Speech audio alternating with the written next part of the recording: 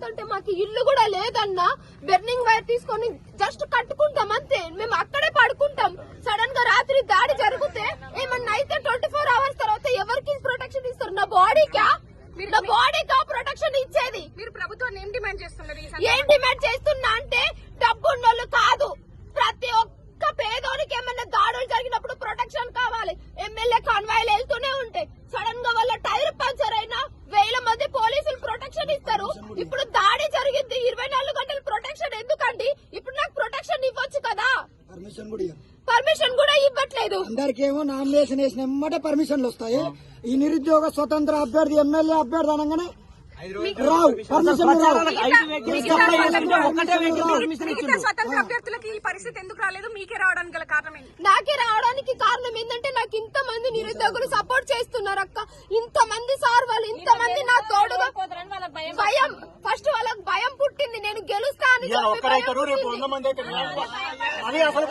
Compulsory అవుతారు. సమయానికి 1000 మంది ఉంటారు, 5,000 మంది అవుతారు, 1,00,000 మంది అవుతారు. ఇక్కడ నిరుద్యోగులంతా 1,00,000 మంది కదిలాడని సిద్ధంగా ఉన్నారు. నేను లొంగను, ఎందుకంటే నేను డబ్బులో పుట్టి డబ్బులో పెరిగిందని కాదు. నేను చిన్నప్పటి నుంచి కన్నమ్మ కష్టాలు అనుభవించిన 30 రూపాయల కూలి అయినా నేను నా తల్లికి భారం కావద్దని. నా తల్లి ఆర్థిక పరిస్థితి కూడా బాలేదు. సడన్ గా నాకేమైనా మా అమ్మని చూసుకోవడానికి కూడా ఎవ్వరు లేరు. నీకేం కాదు,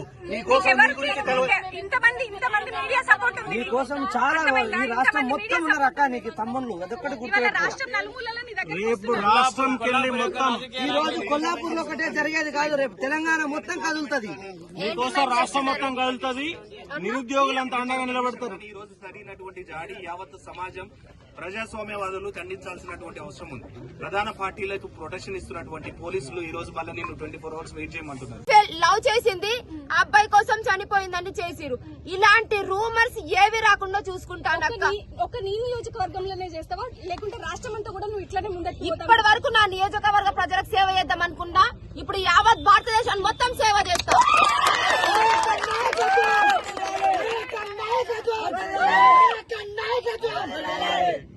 ఈ సపోర్ట్ తోటి నువ్వు ముందుకెళ్లాలని మేము కూడా కోరుకుంటున్నాం. కానీ నువ్వు ఈ సందర్భంగా మీ తమ్ముడికి జరిగిన ఘటన నుంచే గానీ, నీకు జరిగిన నామినేషన్ లో ఎదుర్కొన్న సంఘటనలు గానీ, నువ్వు ప్రత్యేకంగా ప్రభుత్వాన్ని ఏమైనా డిమాండ్లు చేయాలనుకుంటే ఏం చేస్తావు? అంటే నాకు ఇది కావాలి అని నువ్వేం అడగగలుగుతావు?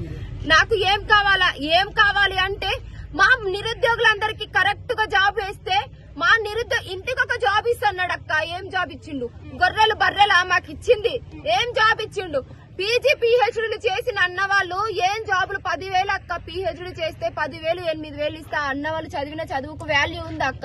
ఒకరు టీ షాప్ కొల్లాపూర్ లో చూడండి, నిరుద్యోగి ఎగ్ అండ్ సెలూన్ షాప్ అంట. ఇలా ఉంది నిరుద్యోగుల పరిస్థితి. మాకు వేయాల్సిన నోటిఫికేషన్స్ కరెక్ట్ గా మాకు వేయాలి, నాకు వెంటనే ప్రొటెక్షన్ ఇవ్వాలి. ఇప్పుడు నువ్వు చదివిన చదువును కూడా డబల్ చదివినావు అని నేను తెలుసుకున్నాను. అంటే మళ్ళీ ఇంటర్మీడియట్ పాలిటెక్నిక్ అయినాక మళ్ళీ రీస్టార్ట్ చేసి మళ్ళీ చదవగలిగినావు కదా. ఇంత సఫర్ చేసిన నీకు ఎడ్యుకేషన్ కి బేస్ గా ఎట్లాంటి అమ్మాయిలకు గానీ అబ్బాయిలకు గానీ ఎట్లాంటి ఎడ్యుకేషన్ లో మార్పులు తేవాలనుకుంటున్నావు నువ్వు గెలిస్తే? ఎడ్యుకేషన్ లో ఎలాంటి మార్పులు చేయాలి? ఎట్లా కొట్లాడుతుంటే అక్క, ఈ కాన్స్టిట్యున్సీలో 5 మండలాలు ఉన్నాయి అక్క. కాలేజ్ మాత్రం కొల్లాపూర్ లో ఒక్కటే ఉంది. అంటే ఇప్పుడు కాలేజ్ కి వెళ్ళాలంటే చంద్రకల్ నుంచి అంత దూరం, చాలా 30 కిలోమీటర్స్ అక్క. ఇప్పుడు అమ్మాయిల పైన చాలా దాడులు జరుగుతున్నాయి. లవ్ దాడులు అని చెప్పి, ప్రేమించకుంటే ఒకడు, ప్రేమిస్తే ఒకడు, ప్రతిసారి దాడులే జరుగుతున్నాయి. అదే ఈ ప్రతి మండలానికి కాలేజ్ ఏర్పాటు చేస్తే ఎట్లుంటది అక్క? దగ్గర ఉంటారు, వెళ్తారు. కాలేజ్ వెళ్ళాలంటే మేము నాగర్ కర్నూలు వెళ్ళాలి. కోచింగ్ సెంటర్స్ లేవక్క మాకు ఇక్కడ. నోటిఫికేషన్స్ ఎవ్రీ ఇయర్ వేసినప్పుడు కోచింగ్ మేము వెళ్ళాలంటే హైదరాబాద్ వెళ్ళాలక్క.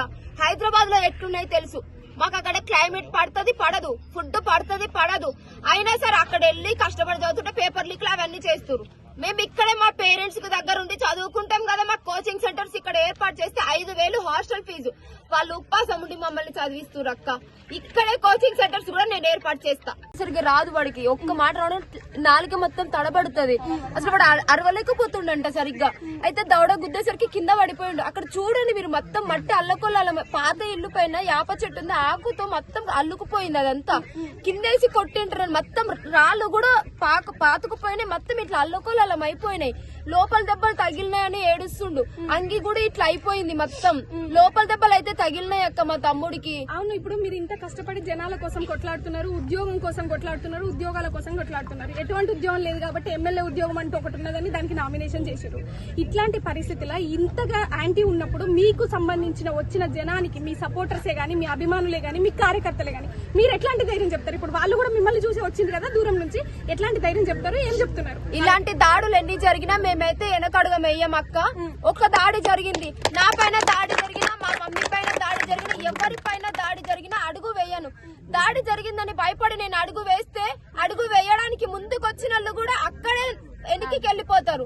ఏ దాడి జరిగినా ఏం జరిగినా నేను అడుగు ముందుకే వేస్తాను. ఒక్కనాడు మీ అమ్మని తీసుకుపోవాలంటే, హాస్పిటల్ కి తీసుకుపోవాలంటే అంబులెన్స్ పిలవలేని పరిస్థితుల్లో ఎదుర్కొన్న శిరీష ఈ రోజు ఇంతటి జనబలం సంపాదించుకుంది. ధనబలం లేకపోయినా జనబలంతో గెలుస్తాను అనుకుంటున్నావా? ఖచ్చితంగా అక్క, ధనబలం వద్దక్క, జనబలం చాలు. జనబలంతో ఖచ్చితంగా ముందరికి పోతావు. వెళ్తా. ఈ ప్రతి ఒక్క ఇట్లాంటి ఒక పోరాటం ఏదో ఒకటి ఖచ్చితంగా ముళ్ళబాట ఉంటదమ్మా. ప్రతిది కూడా రాళ్ళేమేసి ఉండరు, సాఫ్సీదా ఉండదు. ఇట్లాంటి అన్నిటిని ఎదుర్కొని ముందటికి వెళ్తున్నావు కదా, నీకు ప్రతి ఒక్కటి ఒకటి నేర్పే పాఠమే కదా. ఇట్లాంటి వాటిలలో నువ్వు ధైర్యాన్ని ఎట్లా పెంచుకుంటున్నావు? అంటే నీకు ఎవరు సపోర్ట్ ఉన్నారని అంత ధైర్యంగా ఎట్లా ముందటికి వెళ్తున్నావు? మనోధైర్యం ఎట్లాంటి? మా మమ్మీ ఎదుర్కొన్న కష్టాలనే నేను ఇన్స్పిరేషన్ గా తీసుకుంటాక్క. ఆమె మాకు అన్నం పెట్టి నీళ్లు తాగి పడుకున్న రోజులున్నాయి. ప్రతిదీ మాకు తెలుసు. అన్ని మా మమ్మీ ఎదుర్కొన్న కష్టాల ముందు నేను ఎదుర్కొన్న కష్టం ఎంత కూడా కాదు అని చెప్పేసి నేను ధైర్యంగా ముందుకెళ్తున్నా. ఒక ఆడపిల్లవు ఇంత రాత్రిపూట అయినా ఎక్కడికైనా తిరుగుతా అనుకుంటున్నావు. సరే, నీకున్న సపోర్ట్ చూసైనా, నీకున్న కార్యకర్తలను చూసైనా వెనకాల తిరుగుతున్నావు. ఏ టైం అనే నువ్వు భయపడతలేవు. అట్లాంటిది నువ్వు ఒకవేళ గెలిస్తే ఆడపిల్లలకు చేసే న్యాయం ఏంటి చెప్పు? ఆడపిల్లలకు చేసే న్యాయం ఏంటంటే, ఎలాంటి అమ్మాయిలకు జరిగిన అన్యాయం జరిగినమ్మటే వెంటనే శిక్ష తీసుకోవాలి. ఇప్పుడు ఎగ్జాంపుల్ ప్రవళిక అక్క ఉంది. ఆమె ఎందుకు చనిపోయిందో ప్రతి ఒక్కరికి తెలుసు. ఆమె నోట్లో డైరెక్ట్ క్లారిటీగా రాసింది, నేను మీకేం చేయలేకపోతున్నా, నేను దురదృష్టవంతురాన్ని అని చెప్పేసి. కానీ అది ఏ చావు కింద మళ్ళీ చీరాల మంది ఒకసారి చూడండి అన్న, డబ్బులు పోవట్లేదు, లక్షలు దొబ్బితే